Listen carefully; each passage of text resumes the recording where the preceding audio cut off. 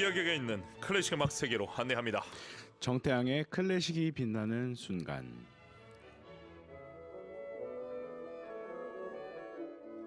들을수록 좋아지는 클래식 음악, 재미있게 듣고 더 친해질 수 있습니다. 오늘도 클래식 음악 세계로 우리를 안내해줄 피아니스트 정태양, 안녕하십니까? 네, 여러분 안녕하세요. 피아니스트 정태양입니다. 선생님 잘 보내셨습니까? 네, 잘 보냈고요. 오늘 저녁에 제가 음악회가 있어요. 어디서 있습니까? 저기 금호아톨 연세에서요. 소프라노 김누리 씨의 귀국 독창회가 있습니다. 예전에 그 귀국 독창회 많이 하시다가 네. 요즘에 이제 오페라에 더 전념하시느라 좀 소홀하신 것 같은데 제 생각에 대해서 어떻게 생각하십니까? 맞아요. 약간요. 그래서 친구 독창회예요. 이 오늘은 친구분입니까? 저랑 한 15년 친구가 이야. 이제 한국에 와서 네. 활동을 지금 많이 하고 있는데 어쨌든 오늘 같이 연주를 하게 되었습니다. 제가 좀 예리하게 짚고 넘어가겠는데 그러면 친구 외에는 안 해준다는 얘기입니까? 당연히 합니다. 당연히. 그렇죠. 여러분들은 언제나 기다리고 있습니다. 예, 전국의 귀국 독창회 독주회를 준비하시는 분들, 피아니스트 정태양 여러분 기다리고 있습니다. 너무 부끄럽네요. 우리 선생님과 협연할 수 있는 기회를 저희가 드릴 테니까 연락 주시기 바랍니다. 잘했죠. 잘했죠. 감사합니다. 좋습니다. 오늘 소개해 주실 작품 어떤 곡입니까? 네, 쇼팽을 좋아하신다면 들어본 적이 있는 곡일 겁니다.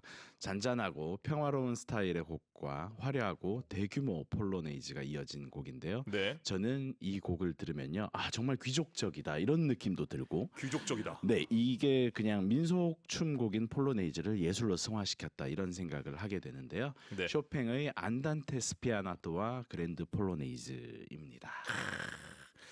아무래도 네. 이 쇼팽은 네. 피아노가 없으면 지금의 쇼팽이 안 됐을 것 같아요. 맞아요. 그렇죠? 피아노의 시인이라고도 불리거든요. 네. 그 쇼팽하면 피아노. 자, 이 쇼팽에 대한 피아노에 대한 사랑 네. 어느 정도입니까? 쇼팽은요, 어쩌면 오직 피아노에만 관심을 가졌다고도 할 수 있는데요. 네. 천재적인 재능을 가지고 있었음에도 불구하고 큰 규모의 관현악곡이나 오페라 등의 작품에 눈을 돌리지 않고 오로지 피아노라는 악기에서 이상적으로 자신이 가장 잘 표현할 수 있는 아름다움 자체에만 집중해서 헌신했습니다. 거창한 오케스트라 사운드에 야심을 두지 않고 오직 피아노의 건반 위에서 섬세하고 우아함이 가득한 음악을 연주했습니다. 그야말로 뭐 영화 대사입니까? 나는 그 하나만 한다. 하나만 한다 그냥. 제가 지금 방송이라 지금 순한 겁니다. 그렇죠? 제가 다른 작곡가들을 이렇게 공부하다 보면 슈만도 사실 오페라를 작곡을 했었고요. 슈베르트도 오페라를 작곡했고, 네. 베토벤도 오페라를 작곡했고, 세 분 다 잘 안 됐죠? 잘 안 됐는데 오페라는 네. 그러니까 어쨌든 써보기는 하거든요. 이 작곡가들이 당시의 경향과 유행이라는 게 있었고, 네. 특히 쇼팽의 시대에도 이 관현악 음악이 유럽에서 굉장히 유행했고 또 오페라나 발레가 유행을 했음에도 불구하고 쇼팽은 피아노에만 헌신했다는 게 참 특이해요. 알겠습니다. 자, 개인적으로 정태양 우리 선생님의 쇼팽 곡 중 어떤 곡을 또 가장 사랑하시는지 궁금합니다. 지금은 쇼팽의 작품을 제가 연주할 일이 잘은 없어요.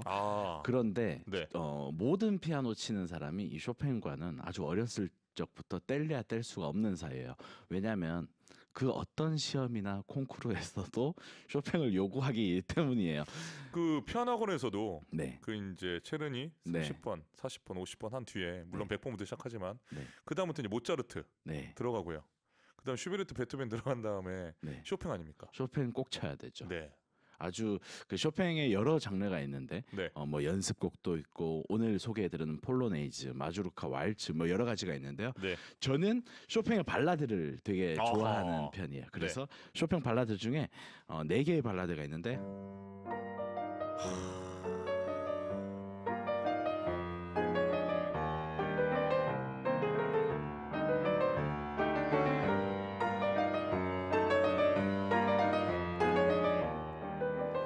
이런 작품이 있어요. 영화 피아니스트에서 바로 이 영화 피아니스트에서 그 전쟁 상황 속에서 그 주인공이 쳤던 곡이죠. 잊을 수가 없어요. 저도 굉장히 좋아하고 제가 정말 많이 쳤던 작품 중에 하나예요. 그 몇 년 동안 손도 한 번도 풀지 못하고 그렇죠. 폐허가 된 그 독일 장교 맞아요. 앞에서 맞아요. 너희 직업이 무엇이냐? 피아니스트. 이렇게 얘기하죠. 연주해봐. 하고 입김 그 겨울에. 맞아요. 아 오늘 그걸 또 이렇게 잠깐 쳐주니까 막 감정이 막 밀밀듯이 올라옵니다. 꼭 한번 피아니스트 영화도 감상해 보시죠. 알겠습니다. 쇼팽하면 예민하고 섬세한 성품이라고 알려졌는데 그의 성격 알만하니라 좀 있을까요? 네, 쇼팽은 소심하고 예민하고 때로는 괴팍했다고 하는데요. 몸이 굉장히 약했던 쇼팽은 연주회 하는 것을 너무 싫어했다고 해요. 이럴 수가 있습니까? 피아니스트가 연주회를 싫어하다니 이거 조금 뭔가 이상하잖아요. 네. 그런데 연주회를 기획하고 또 그것을 나서서 하는 그런 걸 굉장히 싫어해서요. 주변 사람들이 연주회를 억지로 열어줬다고 합니다. 그런데 쇼팽의 연주회 소식이 알려지니까 순식간에 많은 표가 팔려버렸다고 하고요. 엄청난 예술 경영인데. 그러자 안절부절 못하는 쇼팽을 보고요. 연인이었던 조르주 사운드가 성악가 폴린 비아도르에게 이런 편지를 썼다고 해요. 그는 포스터도 프로그램도 원하지 않아. 청중이 많이 오는 것도 싫대. 그가 두려워하는 것이 어찌나 많던지. 난 그에게 아예 촛불도 켜지 말고 청중도 없이 소리 나지 않는 피아노로 연주하라고 했어. 이럴 정도였다고 합니다. 이 정도면 산에 보내야 되는 거 아닙니까? 그러니까요. 예, 혼자 치게 둬야 되는데. 네. 그런데 사실 친구였던 프란츠 리스트가 쇼팽의 음악회를 굉장히 많이 열어줬다고 해요. 쇼팽은 폴란드에서 이제 프랑스 파리로 이주를 해서 왔는데 네. 그의 아버지가 이제 귀족 학교의 선생님이었거든요. 그러다 보니까 쇼팽도 귀족 자제들과 많이 어울리게 됐어요. 파리에 온 쇼팽은 상대적으로 그렇게 경제적으로 여유롭지 않았는데 이 귀족 학교 출신이다 보니까 모든 취향이 다 고급인 거예요. 향수라든지 옷이라든지 구두라든지 다 맞춤을 입어야지 이게 직성이 풀리는 성격이었고, 그런데 연주회를 하기 싫어하니까 경제적으로 여유가 없는 거예요. 네. 그런데 리스트를 보니까 뭐 유럽 전체에서 선풍적인 인기를 얻고 또 경제적으로도 굉장히 여유로운 걸 보면서 부러워는 하다가 음악회를 한번 해보니까 본인도 굉장히 이렇게 표가 잘 팔리고 이거 괜찮다 싶었는데 그렇게 이게 내키지는 않았다고 하더라고요. 그리고 리스트가 쇼팽의 연주에 평론을 쓰겠다고도 이야기를 했는데, 그리고 실제로 굉장히 호의적인 기사를 써줘요. 예. 그런데 쇼팽은 이게 조금 마땅치 않아 했다고 합니다. 마땅치 않아 했습니까? 네. 왜 여기 대본대로 안 했습니까? 여기 써 있는데요. 경로했다. 경로까지는. 제가 오늘 이 이야기를 들으면서 네. 한 명의 성악가가 생각납니다. 누구요? 우리 정태영 선생님도 잘 아는 성악가인데 네. 이탈리아의 바리톤 네. 레나토 브루손. 레나토 브루손 저는 또 잘 알고 있는 선생님이라. 그렇죠. 네. 그럴 것 같아서 얘기하는데 네. 레나토 브루손 선생님이 저는 직접 이야기하는 걸 들었습니다. 네. 내가 노래 끝나고 박수 치는 걸 난 별로 달갑지 않는다. 네가 뭔데 내가 노래하는데 박수를 치냐. 근데 저 정말 충격받았거든요. 이태리에서. 와. 이런 것도 있었어요. 제가 레나토 브루손 선생님의 마스터 클래스에 있었는데 네. 학생이 나와서 질문을 해요. 선생님, 이 부분은 이렇게 돼야 되지 않습니까? 들어가. 노래하지 마. 다음 학생 나와. 와. 근데 이게 그때 당시에는 지금 문화적 차이, 컬처 쇼크지만 네. 지금 이렇게 또 우리가 다시 시간이 지나서 보면은 네. 어느 정도 또 예술가로서 이해가 되지 않습니까? 그렇죠. 쇼팽처럼 관중 앞에 나가는 게 너무 어려운 거예요. 그런데 집에서는 굉장히 너무나 연주를 잘하고, 또 말씀하신 브루손 선생님처럼 내가 연주를 했는데 관객들이 박수를 친다. 여러 감정일 것 같아요. 그게 뭐 본인이 잘하지 않았다 이런 의미가 아니라 이 예술이라는 것의 본질을 조금 생각하게 해주는 것 같기도 해요. 엄격하게 얘기하면 연주는 그 강요 행위예요. 설득시키는 행위. 그러니까 뭐냐면 내가 브루손 선생님 이런 느낌이었거든요. 내가 베르디와 만나서 대화를 하고 베르디와 함께 대화를 하면서 노래를 부르고 있는데 너희들이 뭔데 듣고서 박수를 쳐. 조용해. 듣든가 말든가 나가. 근데 그게 되게 요즘 현대 민주사회에서는 너무 괴팍한 예술가로 보일 수 있지만 솔직히는 그 두 어떻게 보면은 작곡가와 만나는 그 시간을 맞아요. 관객들이 그 사람은 방해한다고 생각하는 거거든요. 맞아요. 저도 그런 거에 대해서 여러 가지 생각을 하고 쇼팽에 대해서도 생각할 때 그럼 집에서 치시지 이런 생각도 한 적도 있고. 그래서 피아니스트 임윤찬도 그 얘기하지 않았으면 인터뷰에 참 그 지점이 아주 흥미로웠는데 그러니까 콩쿨 더 이상 콩쿨 나가지 않아도 되잖아요. 네. 이제 반 클라이번에 그렇죠. 우승을 했으니까. 네. 그런데 이제 또 콩쿨을 나가야 되거나 연주를 해야 되지 않냐라는 어떤 기자의 질문에 이렇게 대답을 했어요. 자기는 솔직히 산에 올라가서 네. 피아노만 치고 싶다. 맞아요. 그러면 경제적인 이 상황이 안 되기 때문에 어쩔 수 없이 연주를 해야 된다고 생각한다. 저는 비슷한 맥락이라 생각해요. 맞아요. 네. 저는 너무나 공감하는. 그러니까 연주는 이야기입니다. 피아노를 잘 친다고 우리가 연주를 해달라고 하는 건 어떻게 보면 강요행위거든. 자, 너무 많이 지나간 것 같은데요. 자주 오늘 주제곡으로 돌아와서 자, 쇼팽의 안단테, 스피아나토와 그랜드 폴로네이즈 각각 작곡된 두 곡이 한 곡으로 묶여서 출판된 작품이죠. 이 곡은 원래 피아노와 관현악을 위한 화려한 데폴로네이즈 E플랫 장조와 피아노 솔로를 위한 안단테 스피아나토 G 장조가 각기 따로 작곡되었다가요 하나의 관현악곡으로 출판된 안단테 스피아나토와 화려한 데폴로네이즈입니다. 1835년에 프랑스의 파리 음악원에서 음악회에서 쇼팽 자신의 피아노 연주로 초연이 되었고요. 마담 테스테라는 사람에게 헌정이 되었죠. 이게 특이한 게 원래는 오케스트라곡으로 작곡되지만 피아노곡으로 더 솔로곡으로 자주 연주되고 있습니다. 이유가 네. 뭡니까? 이게 서정적인 안단테 스피아나토라는 부분이 있어요. 네. 이 말은 조금 어려우니까 이따가 설명을 드리기로 하고요. 네. 폴로네이즈 부분이 뒤에 붙어서 대조를 이루고 있고 또 관현악이 이렇게 반주를 하면서 그 위에서 피아노 솔로가 얹혀져 있는 작은 협주곡풍으로 작곡이 되었는데요. 네. 요즘은 피아노 솔로를 위한 곡으로 전곡이 연주가 되고 있어요. 앞서 말씀드렸듯이 쇼팽은 피아노에 굉장히 집중했던 작곡가잖아요.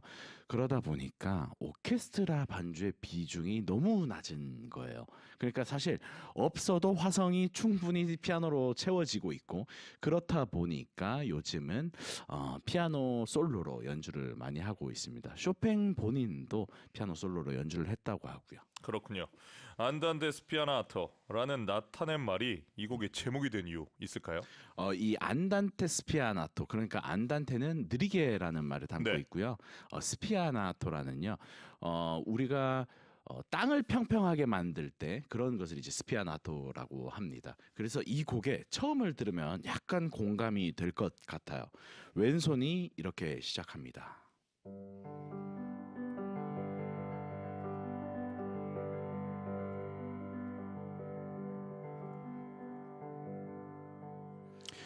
움직이지만 뭔가 땅을 고르고 있는 것처럼 그냥 마치 잔잔한 호수처럼 이렇게 있는 거죠. 그러다가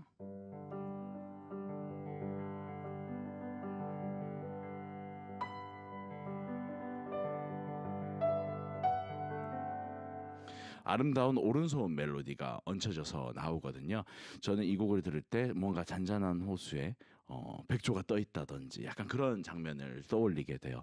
그래서 쇼팽도 이 안단테 스피아나토 느리고 또 평탄하게라는 말을 씀으로써 이 곡에 이미지를 주는 것 같습니다. 그렇군요. 계속 이어지는 그랜드 폴로네이즈, 안단테 스피아나토와는 또 정반대 느낌 아닙니까? 네, 이 그랜드 폴로네이즈 파트는 굉장히 화려하고 박력이 넘칩니다.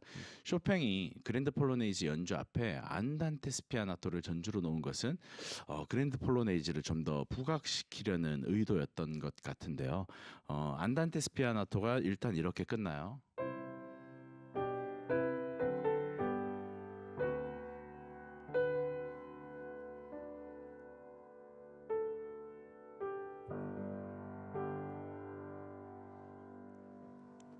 이렇게 그냥 끝나면 되는데 갑자기 호른에서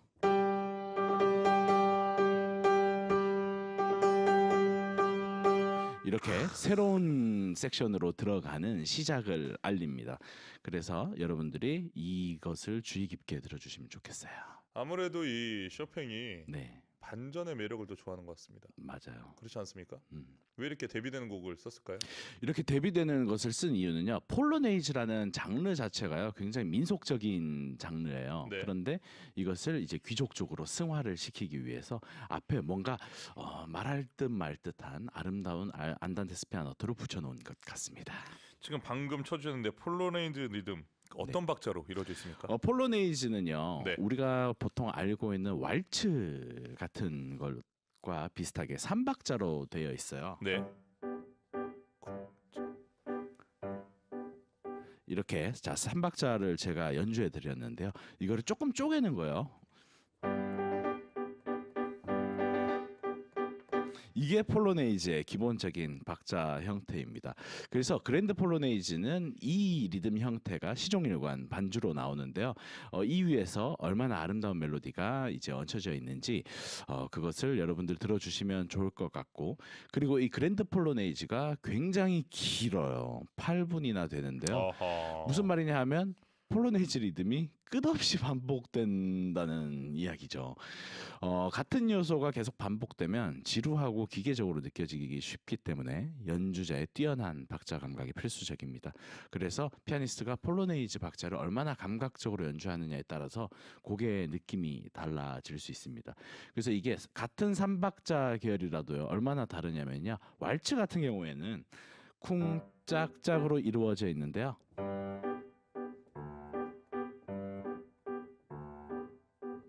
두 번째에서 약간 하늘로 공중으로 약간 이게 춤을 출 때 떠 있는 시간이 있는 것처럼. 그런데 폴로네이즈는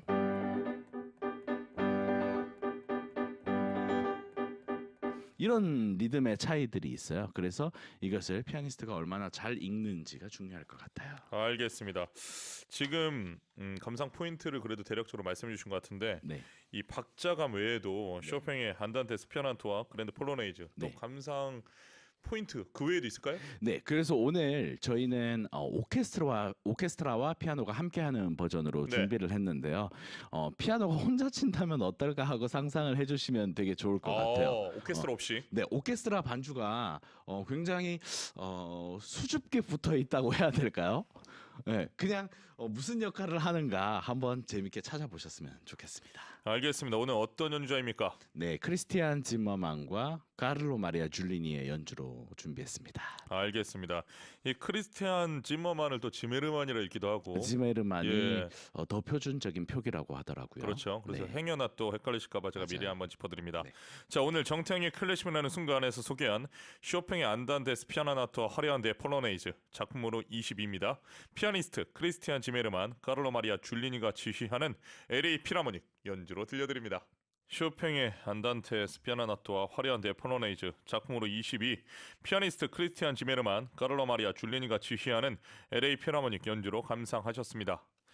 자, 문자 소개하겠습니다. 읽어주시죠.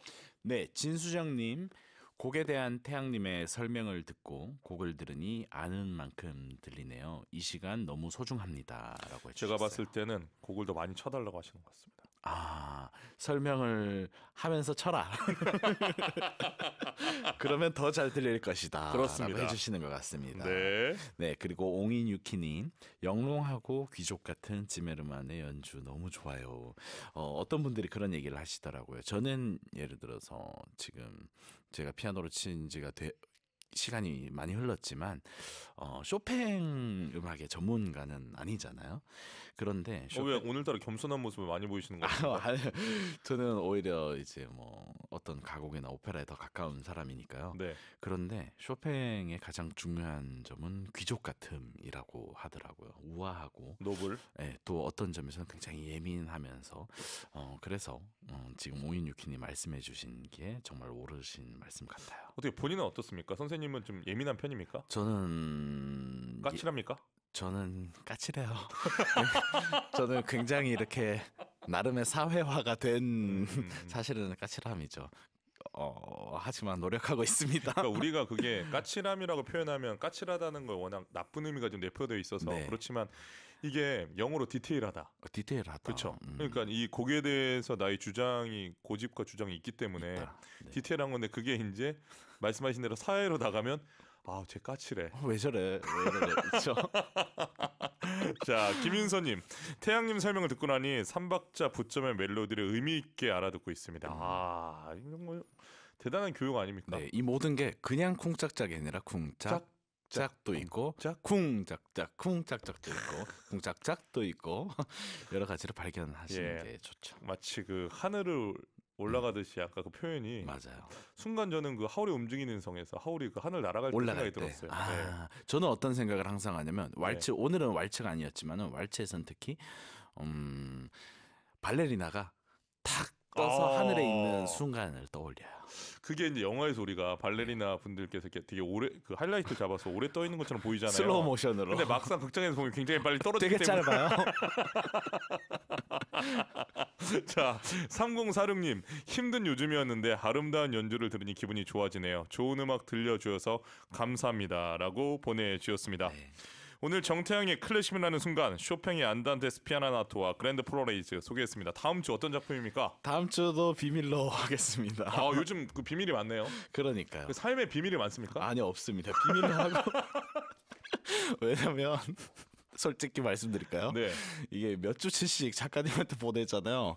순서를 헷갈리는군요. 순간 말하면 다 다음 주 거였나? 다음 주 거였나? 이게 약간 헷갈릴 때가 있어요. 알겠습니다. 존중하겠습니다. 몇 주 거를 보냈기 때문에 충분히 그럴 수 있습니다. 네. 자, 오늘 덕분에 쇼팽에 대해서 다시 한번 바라볼 수 있고 생각해 볼 수 있는 시간이었습니다. 알겠습니다. 다음 주 작품도 기대하겠습니다. 네, 여러분 감사드립니다. 한 주 동안 건강히 지내세요. 네. 고맙습니다. 계속해서 브람스의 파가니니 주제한 변주곡, 이건 제4변주부터 제12변주까지 피아니스트 줄리어스 카첸이 연주합니다.